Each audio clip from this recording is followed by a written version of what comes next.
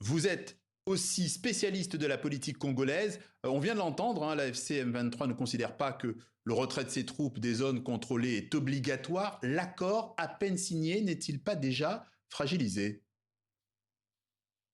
Merci. En tout cas, l'accord est déjà fragilisé dès qu'on lit le contenu.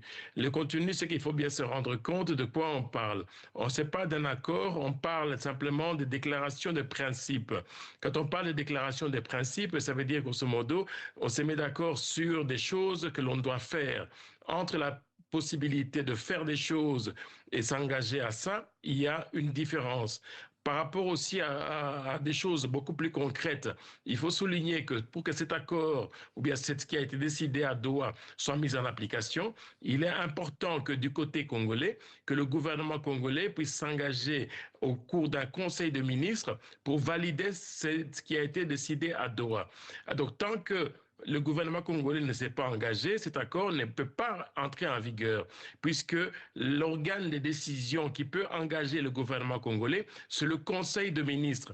Or, là, on a eu une signature de haut représentant du chef de l'État congolais, mais on n'a pas encore la validation du Conseil des ministres pour que cet accord puisse être validé. Et donc, ça veut dire que les délais pour mise en œuvre, ce qui a été décidé à Doha, sera difficilement être mis en œuvre tant que le gouvernement congolais ne s'est pas prononcé.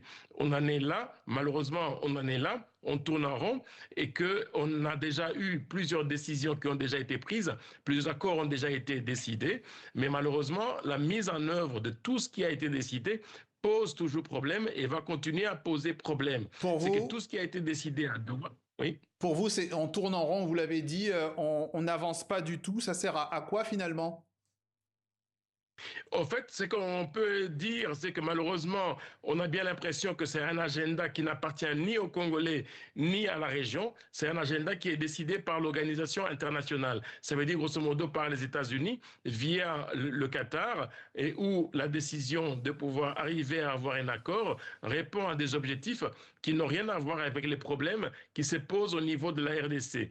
Et quand on lit ce qui a été décidé à Doha, on doit dire sans ambiguïté que ça ne va absolument pas résoudre le problème. Comme l'a dit vos interlocuteurs sur le terrain, ils vous disent clairement qu'il y a des renforcements des deux côtés. Et donc, on s'entend dans les prochains jours, dans les prochaines semaines, à de nouvelles affrontements et qui vont malheureusement avoir comme conséquence que la population civile va continuer à être victime de Ouais. cette violence et de cette guerre qui n'en finit pas. Bob Kavamba, vous avez évoqué les États-Unis. Vous pensez que la pression des États-Unis peut peser pour que ça puisse avancer au niveau des mécanismes, au niveau des compromis?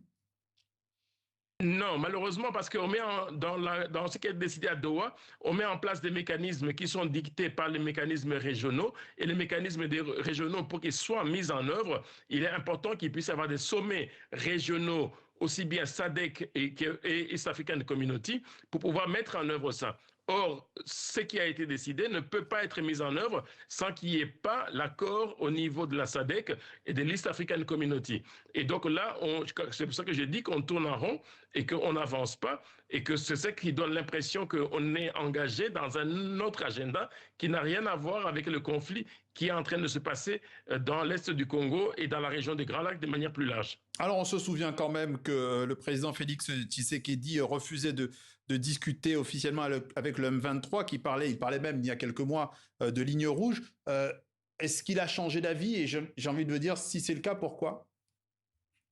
Non, il n'a pas changé d'avis parce que lorsque l'on lit les différents rapports qui sont en train d'arriver dans tous les offices au niveau international, on se rend bien compte que les deux parties sont en train de se renforcer. Se renforcent bien sur plusieurs axes, notamment sur l'axe Ouvira vers Bukavu et aussi sur l'axe Walikale vers Goma. Et donc, certainement que dans les prochaines semaines, comme je viens de le dire, c'est que ça ne va pas nécessairement être mis en œuvre. Imaginez-vous que les Hmm. mécanismes mis en œuvre pour pouvoir essayer de vérifier que le cessez-le-feu est bien respecté, il y a une dimension des Ouazalendo qui ne Merci. respecte pas aux directives de Kinshasa. L'analyse de Bob Kavamba, politologue rattaché à l'université de Liège en Belgique. Merci d'être passé par le journal de TV5 Monde.